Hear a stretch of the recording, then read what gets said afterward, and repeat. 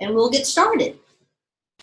All right, thank you everyone for joining today for our 2018 quarter one meeting, our Next Gen 911 GIS user group webinar.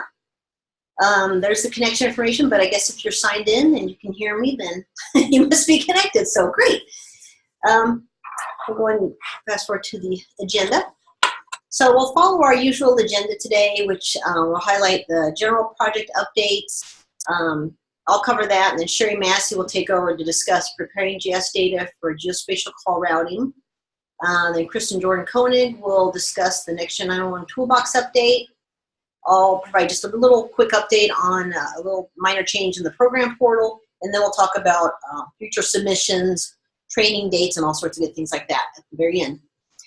So I have this maxed out on my screen, so if anyone is having connection issues, if you wouldn't mind conveying that to Sherry, and then Sherry, you could unmute yourself and tell us if there's any issues going on out there, just because I can't see chat or anything at this point. So if you'd share those with Sherry Massey, and then we'll try to address those as we go through the webinar, we'll do that.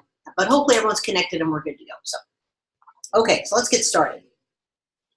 Okay, so just for general project updates, we had another great submission. Thank you to everyone for your hard work and participation. We had 100% participation for the fourth quarter of 2017. We're really excited to see that a lot of people went ahead and migrated over their data to the version 2.1 data model. So it's a much higher adoption rate than we've seen with previous data models being released. So we're excited to see so many people using the new data model, getting the data migrated over. And then just a reminder with that, there is a time period we allow for the migration, and the deadline to have your data in the version 2.1 of the data model is by the end of second quarter. So that would be the June 30th, 2018 deadline. That's when you have to be submitting in version 2.1. So you still have some time to get that done. And reminder, the data model, if you want to look at the details and what changes took place in this last change, that's all online on the desk website, on the Coordinating Council website. You can download the data model, and Sherry does a great job of detailing all those changes from version to version in the appendix at the end. Okay, and so just, this is the map that Scott Eckberg, the 911 administrator, publishes. And just to let you know that we're now at 78 PSAPs that are hooked up and on the hosted solution.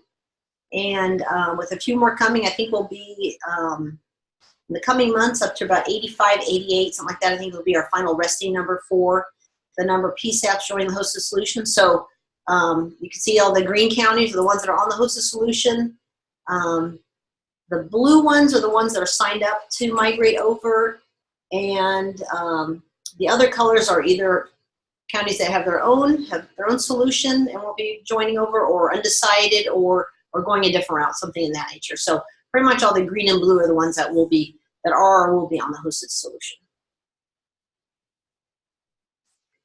All right, well, with that, I want to give an update on the 911 imagery, since we'll be getting new imagery flown starting this year. First thing is the imagery that was flown for this project, the previous version, we're calling the 2014 imagery. That imagery is now available for download on the desk website. So as part of the contract, once we renewed with them, that data became public domain. And Kristen has put together a nice interface, a web interface where you can zoom in and click on the actual tile looking for to download the data. So all that's available for download on the website. So whether you're need it for the county, or if you have a company contacting you for imagery, send them to that site and they can get that downloaded. We also talked a lot about on the last webinar, we had a separate webinar on the local buy-up options. So we now have 7 jurisdictions that have contracts in place for local imagery buy-up, and they're buying it a different variety of either 3-inch or 6-inch, either across the county or over just their cities. So those, all those buy-up projects are designed and estimated based on the needs of your organization. So like I said, some have done just cities, some are doing the entire county at 6-inch. Those agreements are between your jurisdiction and Surdex.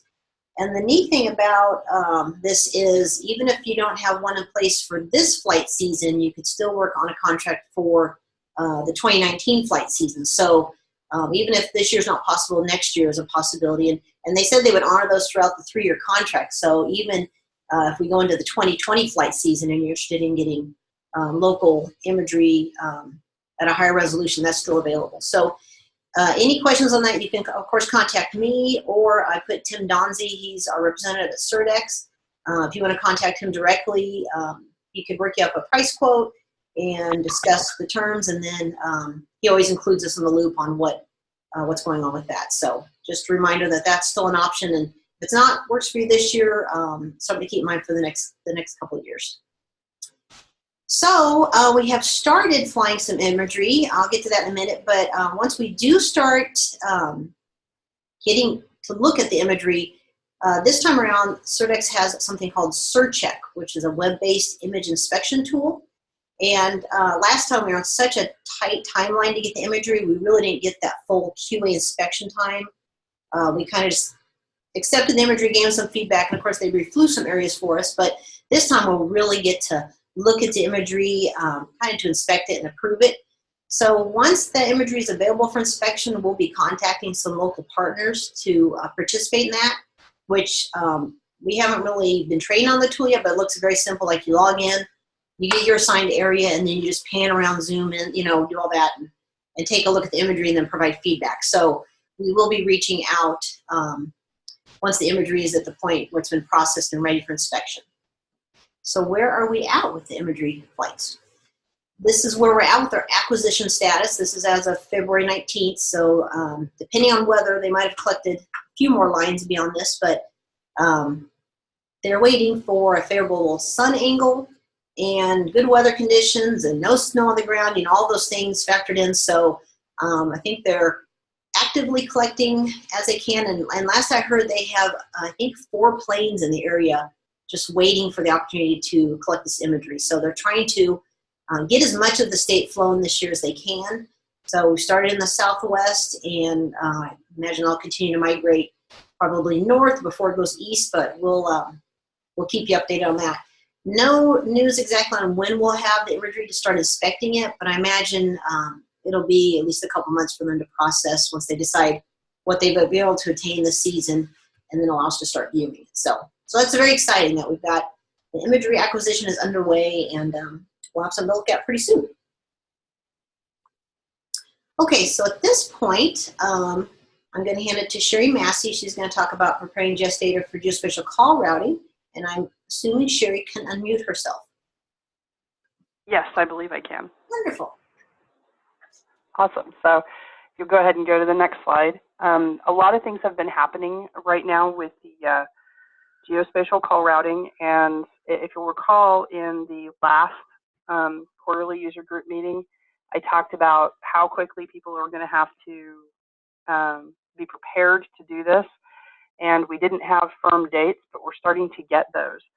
So I'm going to talk a little bit about what you should be doing if you don't have a date, and then I'm going to talk about the dates that are available and what you need to do if we do have a date for when you're going to do a switchover. So everyone's very first job is, of course, to keep the GIS data current. The GIS data is the crux of Next Generation 911. Everybody's been doing a fantastic job with this, but it's something as your county gets closer to transitioning to a GeoMSAG that you want to keep an eye on it. If you normally submit just once a quarter, close to the deadline, and you're going to be moving to a GeoMSAG just a few weeks before the quarterly deadline, it might be a time where you want to get some new data up and available for that GeoMSAG rather than waiting for the deadline. So let's go ahead and go to the next slide, please. Once you've got your GIS data, of course, your next thing is the TN and GIS data alignment. And you can go ahead and go forward one more. You need to review the alignment reports that I send out. I think everybody has been. I get a lot of good feedback on those. And if you have any questions and you have any concerns about how you deal with some of the data there, you can always get with me. Sometimes I am slower than I would like to get back with you, but I will do the best I can. So we need you to start working the problems using the instructions that were included with the report. And if you don't have those instructions, or if you don't understand or don't know how to deal with certain things, then go ahead and give me a shout, let me know. And if you don't have immediate contact with your MSAG coordinator, then you need to work on that. We discussed this with the last quarter too, but this is becoming more and more important as we move forward. In the next slide, please. So now we're going to talk about how long you guys actually have to get this done. First of all, we know that Hutchinson-Reno County is one of the 2 pilot projects. They are the pilot project for connecting to the ESINet, and that we are going to require Reno County data by late March. Once we have that data, we'll be submitting it, and a GeoMSAG will be created for them. Rice County will be next, we know that, and we know that we're going to need Rice County's data by late April. The next set that you see there, we don't have quite as firm a dates on. For example, Kingman, we know will be late April, but we're not sure exactly how late. For Rice County, we know we need to have it by the 24th.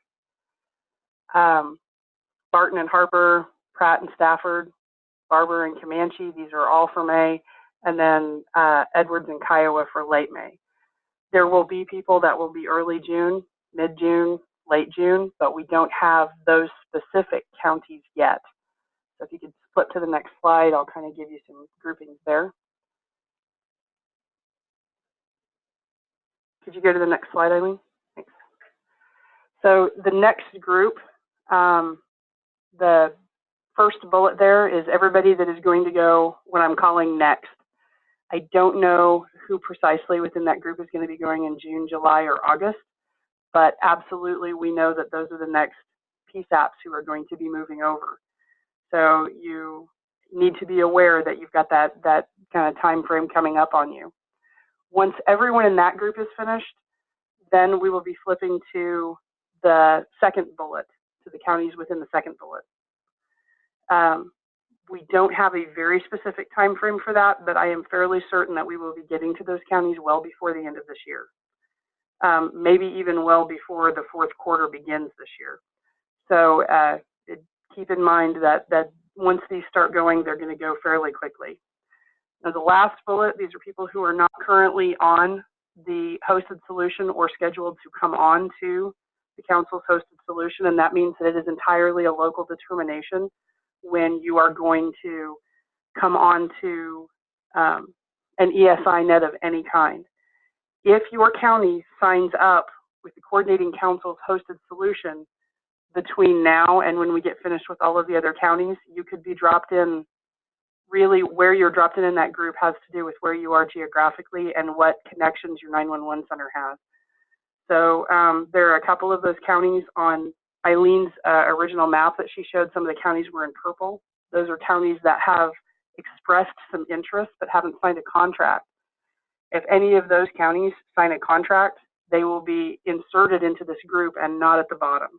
So it's really important to kind of keep an eye on what's going on there. And if you look at one of these status maps and see that your county is in purple, you might want to just sort of ping the sheriff's department or the PSAP director to find out if they are thinking about making that decision soon, so that you kind of have an idea of where you're going to fit in with the flow. A couple of things that I want to sort of remind you guys about. Your next step with all of this is of course to replace the MSAG with a GeoMSAG or a GIS derived MSAG, but we cannot do that with version 2.0 data. So even though everybody has until June 30th by our standard to upgrade to version 2.1, if you are earlier than that on our schedule, you need to upgrade to version 2.1 as soon as possible, certainly before the GeoMSAG is created. So what is going to happen is that I'm going to communicate with you when we have a date and let you know, hey, this is our date and we're going to need your data by now and we need it in version 2.1. And either the last one was submitted that way or the last one was not submitted that way, so that you can get moving on that as quickly as possible. But if you are one of the immediate group that I talked about early on that have dates between April and May, yeah, one more slide back. If you are in this group and you are not on version 2.1, you need to get there as soon as you can. And we'll be happy to help you in any way you can. Just understand that the big changes between version 2 and 2.1 were fields that were added to facilitate this GeoMSAG process, and that's why you've got to convert. And then if you can go back one more. There we go. So just as kind of a reminder of what's going to happen, I thought I would step through this process. So this is an MSAG for Vane Road in Dickinson County. It has the street name, the community, the high and the low. The next slide is a copy of the road center line for those same things. And you guys, I'm sure, are real familiar with this. Has all the various segments, the address ranges, community names, and all of that. And what's going to happen is that this table is going to be condensed into what you'll see on the next slide, which is what the GeoMSAG for Vane Road is going to look like. It is only slightly different from the MSAG as it exists now, and it's slightly different for a few things. For example, the current MSAG for Vane Road goes up to $4.99 rather than $4.07. At least I believe it does. Because when the MSAG was created, potential ranges were used for everything. You're probably going to be in a similar situation with a lot of your segments where it's not so much that, especially if your alignment is good, that the addresses that your MSAG will be able to handle will change, so much as maybe that the potential ranges that are in the MSAG now won't be quite so well represented. So this is what's going to happen. And there's going to be a whole lot that kind of goes along with it after that goes forward. But that's the process that we're looking at. One more slide, please. Once you get to that GeoMSAG process, your responsibilities are pretty simple. And one more forward, please, Amy. Your GIS data submissions are automatically going to be forwarded to that GeoMSAG. That is our intent. Right now, automatically means when you submit them, Eileen or I are going to have to do it manually. But our desire and our intention as the different processes go into place is that it become an automatic thing, much like getting your GIS data into the Vesta Locate maps are. But your responsibility will be to get GIS data submissions, get them to us, and we will get them up into the GeoMSAG. Then someone at your agency will have to review what is called TN fallout, or any telephone numbers that no longer match because of your GIS edits. Let's say you delete a road. Well, any phone numbers that were validated against that road are going to be considered TN fallout, and someone from your agency will have to take a look at them. This is a local decision as to who is actually going to be putting their hands on this stuff. And part of what we are going to do with you guys after we contact you with your opening date is to kind of go through an orientation. We're going to want to talk to the GIS people, we're going to want to talk to the PSAP people, and we're going to explain what you do now compared to what you will do in the future. And then locally, you guys will have to make a decision as to who is responsible for what. There will be some forms to fill out for access to the application that is used to review this TN fallout. And there will be some training involved both in using that application and in just the general procedures around dealing with the MSAG now that it will be entirely a GIS-driven product. I would love to be able to detail all of that training for you, but the truth is that we are actually just going to be doing the testing with the first county, which will be my county, this week, and kind of go through the process from beginning to end. We've talked about it in theory for a couple of years in detail, but that theory and the reality are never the same. So I can tell you that we will provide you all the orientation and training that we hope you will need, but I can't tell you exactly what that is until we get through and do our testing. So this is going to be a really busy time for us trying to put all this stuff together. And I don't know if anyone involved with Reno County is on the phone, but if you are, they will also be our guinea pig, because once we've gone through it once with Dickinson, Reno will be the first one to kind of tackle. all of this. And if you noticed, Reno's data is due in March, but the second county Rice's isn't due until April, and that's because we're going to take a month in there to sort of wash out any problems, both from the technical side of connecting to the ESINet and the procedural side of dealing with this new GeoMSAG. So there will be a good bit of testing going on. And as always, if you guys have any questions or any concerns, please feel free to get with me or get with Eileen. We will do everything we can to help you out. I don't remember if I added one more slide or not. I did not. So does anybody have any immediate questions? If you do, you can either throw them in the chat box, you can send me an email, whatever, and I'll try to get an answer for them by the end of the session, and just let Eileen know that I have a few things to answer. So let me know if anything comes up. Okay, great. Thank you so much, Sherry. Okay, I'm now going to hand it over to Kristen to talk about the toolbox. Okay, so we have a pretty straightforward toolbox update this time. We sent out a new version of it last week, and all the detailed changes are always in GitHub in the changelog. And I also included those in the email that went out last week. But one of the biggest improvements this time to note is that in the number 3 validation check for check roads, the overlapping address range check is now completely isolated.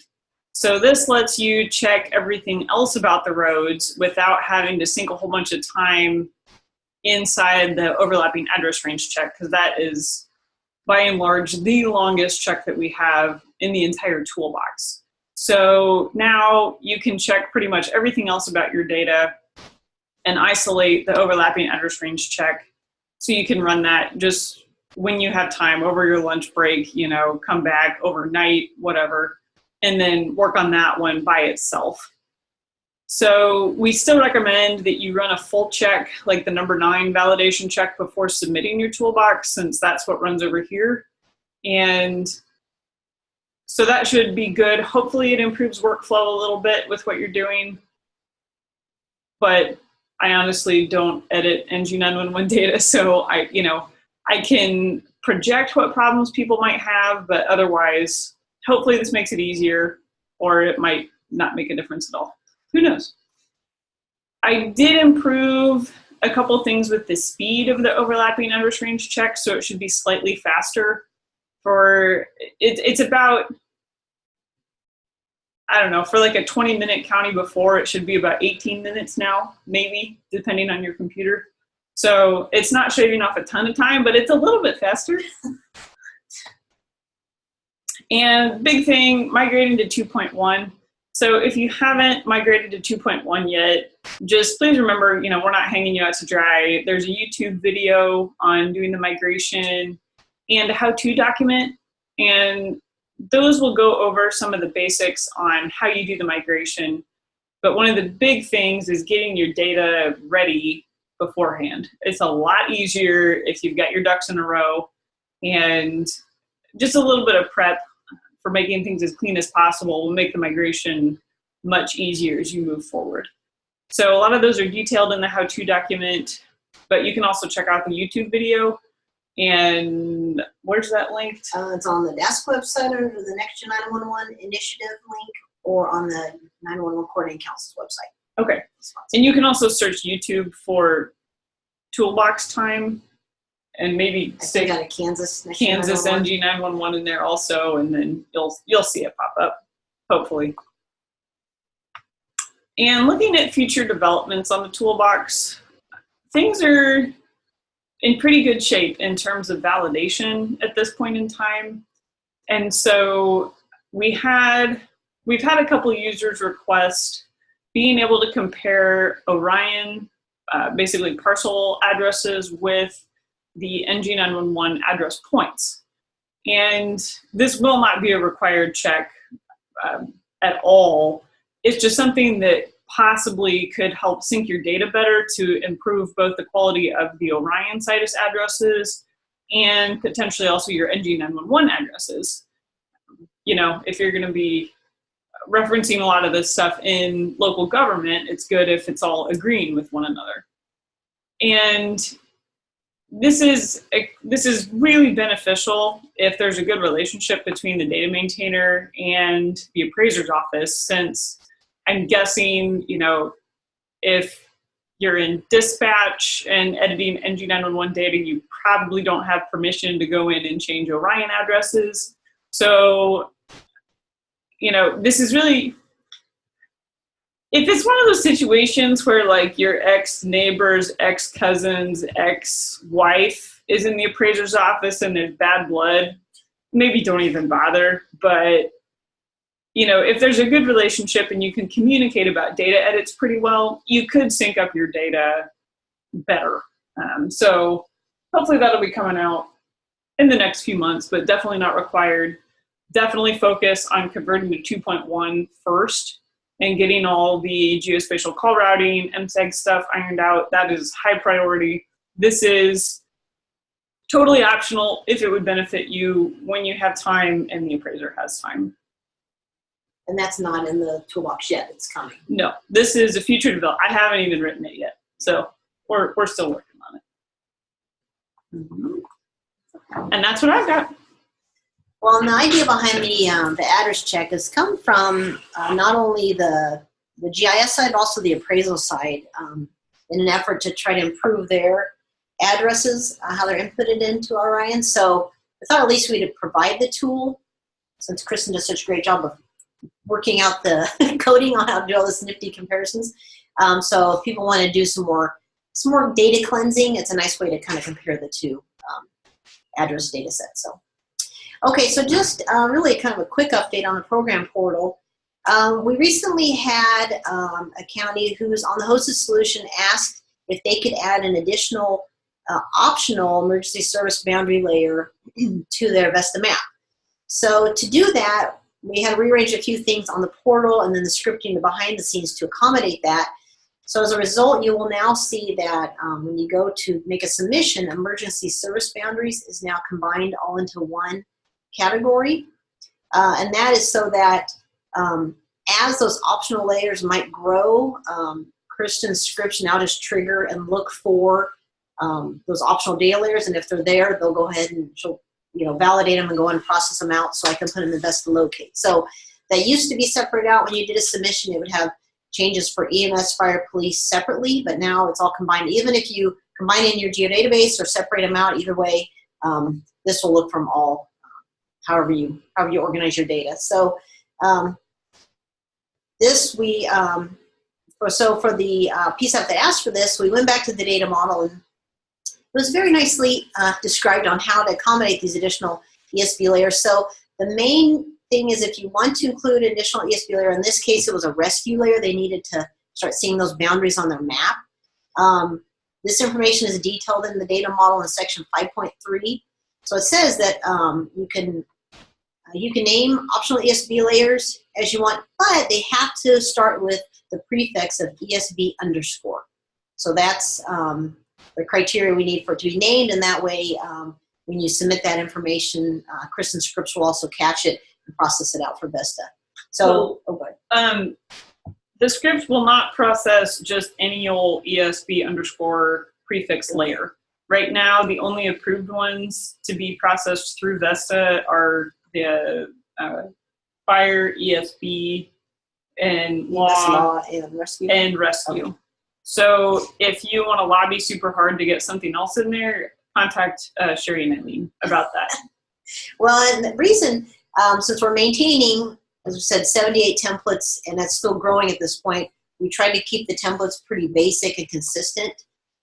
So we're just now migrating to the area where we're able to accept some additional data needs and add them to the templates. So we've been taking this kind of baby steps. One, because we just can't customize them PSAP by PSAP, and two, because the templates are already quite busy. There's a lot of symbology and scale dependent and different things going on, so we don't want it to get so overly complicated with labels and symbology and different things that it becomes just confusing. So we're doing it a little bit at a time. So yeah, if there is something else that your particular PSAP needs, contact Sherry and I, and we'll decide if it's time to add that in as well. So, but rescue is now is available. So. Okay, so that was it for the program portal. So really, we've been very efficient on our time today. The next slide is just about our upcoming events or announcements. Just a reminder, the next GIS data submission deadline is March 31st, 2018, so we got a little extra time, unless, of course, Sherry talked about you in that the slides about preparing your data for geospatial call routing. You might have to submit a little sooner if you need to migrate over to 2.1 to accommodate for that timeline. And then the next user group webinar, we usually do those in May. So once I synchronize my calendar with Kristen and Sherry, we'll send an announcement about when the next webinar will be. And then a bit of an update on the certification classes for the GIS Local Data Steward and Data Maintainer. The first one that's going to be offered is just for the certification class for Local Data Steward, and that will take place at the Spring APCO Conference, which is April 16th through 18th, I think in Mulvane, Kansas. So, Sherry, you can correct me if I'm wrong, but I'm pretty sure you can attend that class and you don't have to be registered for the conference to attend that class. So if you have a data steward, a new one, or we've had a lot of staff changes, it seems, at PSAPs lately. So if you have a new data steward that needs to get trained, please encourage them to come to the APCO conference. It's pretty centrally located in Mulvane and allows them to go and get trained. There will be the usual classes offered at a few locations across the state and different dates for the data steward and the data maintainer. We're working on getting those, again, coordinating schedules, so working on the dates and locations, and we'll announce those as soon as we have those set. So with that, I would like to add something really quick to that, in that this year we're not going to have as many of those combined classes as we did before. And the reason for that is that we have almost everybody in the state has been through the class at least once. And because with the ESINet and some local stuff that I do at my day job, I don't have the kind of time that I had the last couple of years to add as many classes. So when we publish these dates, we will publish them, and that will be the full list. There will be no additional trainings added to it. The only thing that may come that won't be on that list is the pre-class for the CAM conference, and I only say that because generally they work that schedule out a little bit later. So we will plan to hold a class at the CAM conference, but we may not have specific dates on that when we put everything else out. But there will be no additional days or locations added, so it's something to keep in mind when you take a look at it. I also had one question come over the chat, so when there's an opportunity, I'll go ahead and answer that too. Sherry, that's my last slide, so please go ahead. All right, so the question that I had was about local telephone companies, and this one is something that I just kind of want to touch base with everybody on. The local telephone companies who provide telephone numbers into the 911 database use the MSAG, but they download it and they use it locally. A lot of them do anyway.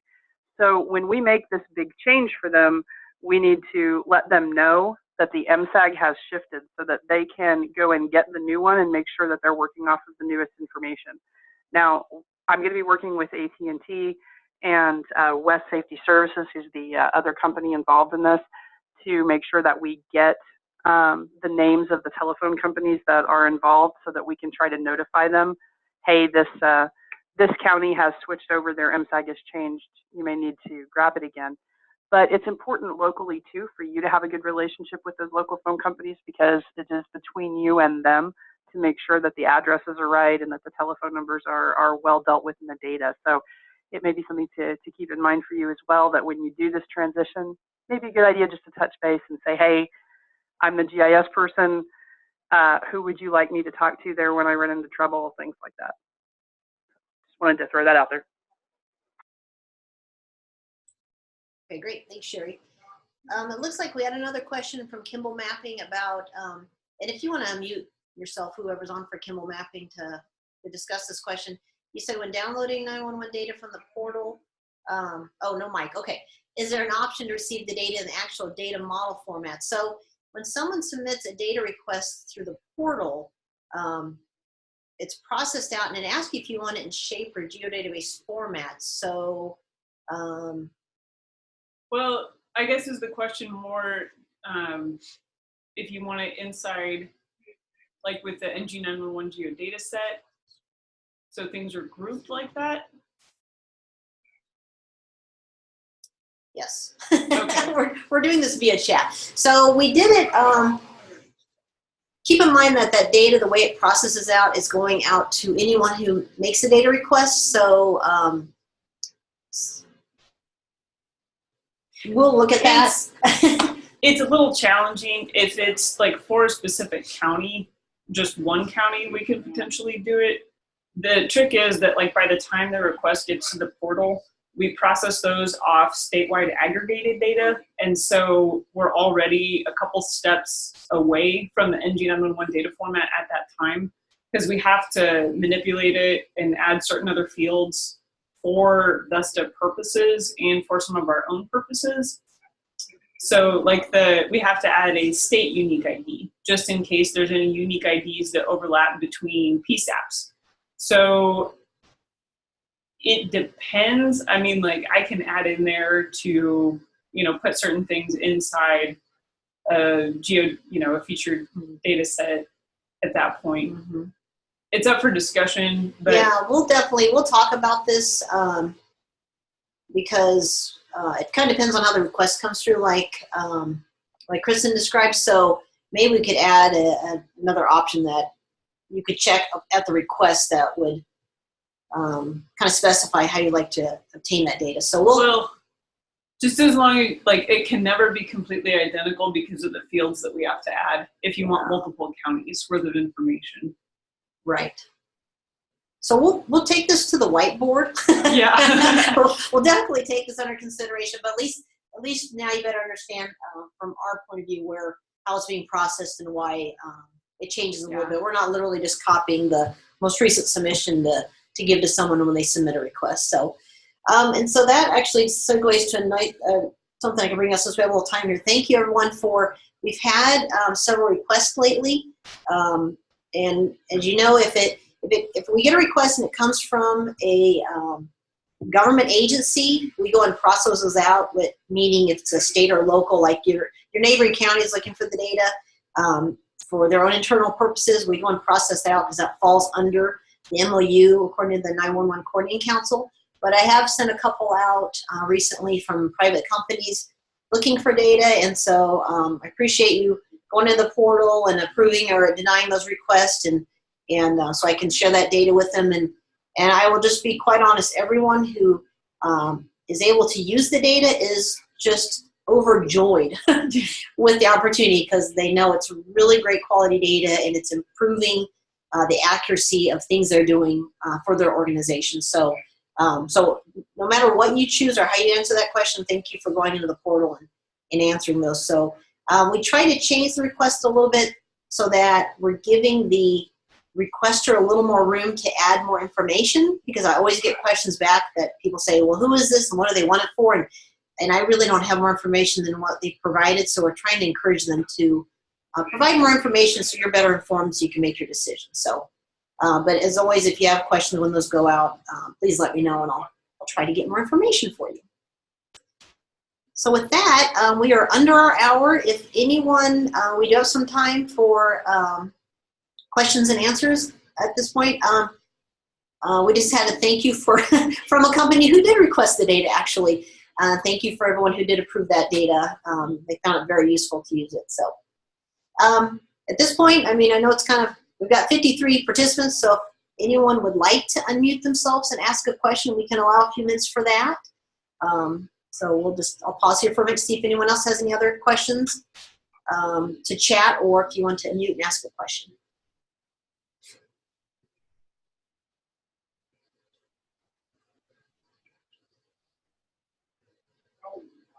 Okay, well with that, I think that will wrap up for the day.